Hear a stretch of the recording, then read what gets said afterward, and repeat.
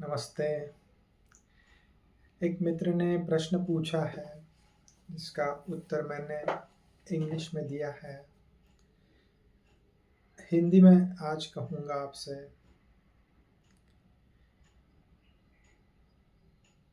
इस मार्ग पर चलने के लिए मुझे कुछ करना होगा। इस मार्ग पे आगे निकलने के लिए या कुछ करने की ज़रूरत नहीं, सब कुछ तय है। वो अपने आप हो जाएगा अपने समय पे, जैसे सब कुछ लिखा हुआ है।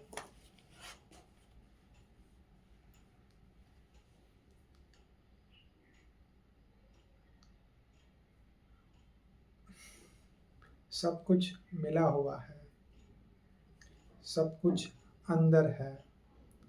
एक यात्रा है, यात्रा में अनुभव है, उसमें मनुष्य है। मनुष्य जान लेता है कि अंदर क्या है, भीतर क्या है। सब कुछ भीतर से प्रकट होता है। ऐसा लगता है कि बाहर कोई देगा, कोई नहीं है। आपका अनुभव है। अंदर बाहर वही दिव्य है, वही अज्ञात है, वही अद्वैत है, वही शून्यता है। आप इसे कुछ भी कह लें, इसके हजारों नाम। आप उसे अल्लाह कहे, आप उसे जीसस कहे, आप उसे कुछ भी नाम दे दे, कुछ भी नाम दे दे। सभी नामों के परे, रूपों के परे जो दिखता है वह नहीं है, उससे भी परे। अब वह क्या है और उसे क्यों ढूंढना है, ये भी तो प्रश्न है। क्योंकि ढूंढना क्यों है? तो ढूंढना इसलिए कि मनुष्य जीवन में दुख है, दुख के कारण है, इसका इलाज भी है। और ऐसी एक जगह है जहाँ जाके ना दुख है ना सुख है, शून्यता है। शून्यता का अपना आनंद है।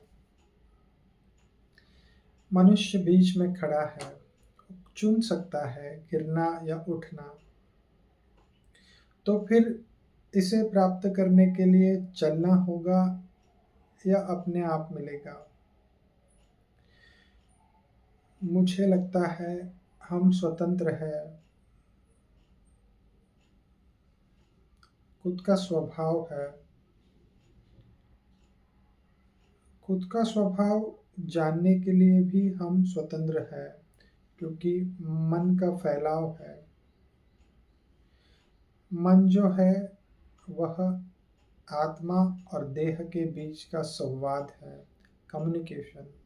लेकिन मन को ही जो स्वयं मान बैठा, उसके रथ के घोड़े अब मन जैसा कहेगा वैसे भागेंगे। तो वह यहाँ लेके जाएंगे, वहाँ लेके जाएंगे, चारों ओर भटकाएंगे। किसी किसी को इस पे प्रश्न होगा, किसी किसी को इस पे प्रश्न ही नहीं होगा। तो फिर क्या करना है? तो फिर मन को देख लेना है। मन को देखने के लिए ध्यान भी कर सकते हैं। मन को देखने के लिए आपको जो साधना पद्धति अच्छी लगती है, मन को नहीं अच्छी लगती, आपको जो अच्छी लगती है आपको वह करनी है।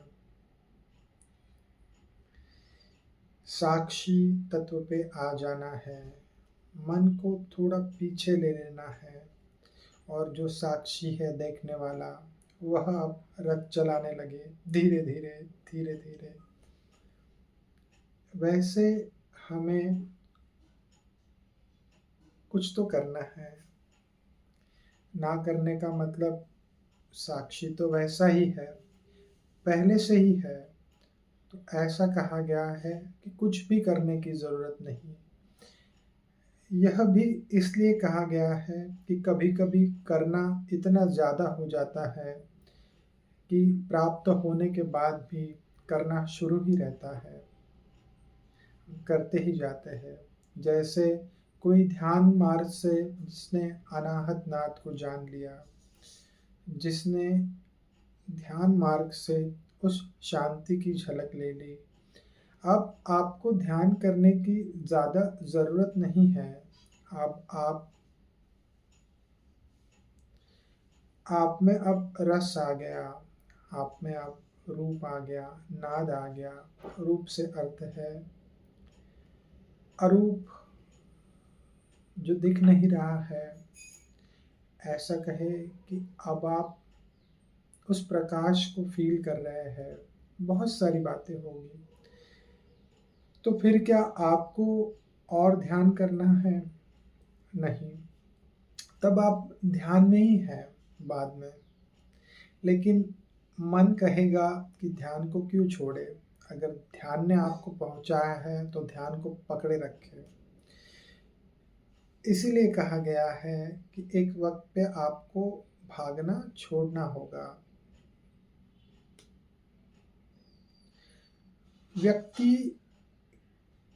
व्यक्तियों के ऊपर है, किसे भागना कहे, किसे रुकना कहे। इसीलिए ऐसा है। और जो आपने कहा कि क्या यह तय है? हाँ, यह तय है। यह पहले से तय है।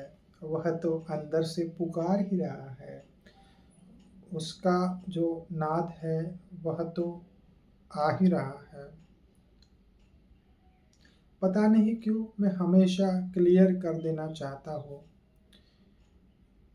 आध्यात्मिकता का अर्थ स्वयं का अध्ययन है, कोई चमत्कार नहीं है। चमत्कार का कोई अस्तित्व नहीं है, यह विज्ञान है। जिसने इसे जान लिया उसको नमन करना ठीक है, लेकिन हम सभी के अंदर वही है। स्वयं को नमन करना भी ठीक है, स्वयं को नमन भी करना चाहिए। बाहर नमन ठीक है, जिसने थोड़ा जान लिया ठीक है, जो पहुंच गया मतलब भीतर उसने जान लिया ठीक है, पर स्वयं को ना भूले। यात्रा में चले, कितने लोग चल रहे हैं पता नहीं, कितने लोगों को पहुंचना पता नहीं। उम्र बीत गई तभी भी मेरा मेरा मेरा कह के कितने लोग अटके हुए हैं पता नहीं। ना हम कुछ लेके आए हैं, ना हम कुछ लेके जाएंगे।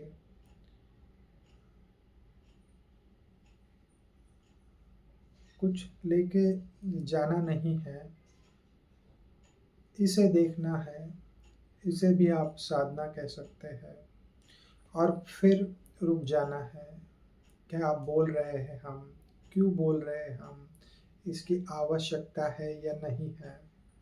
मन कहाँ लेके जा रहा है, मन यहाँ लेके जा रहा है तो ना जाए, रोके अपने आप को।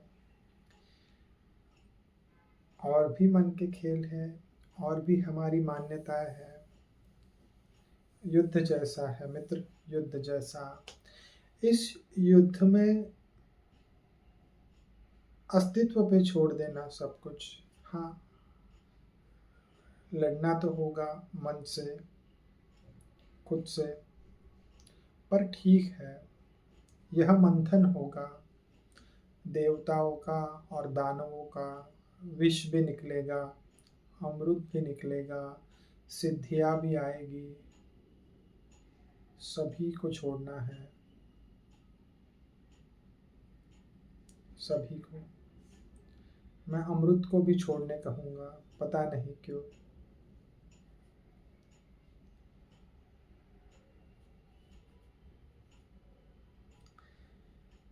मंथन के बाद जो निकलेगा शायद उसे अमृत कहा गया है। जो सार है वह सब में बटेगा, वह सबका है।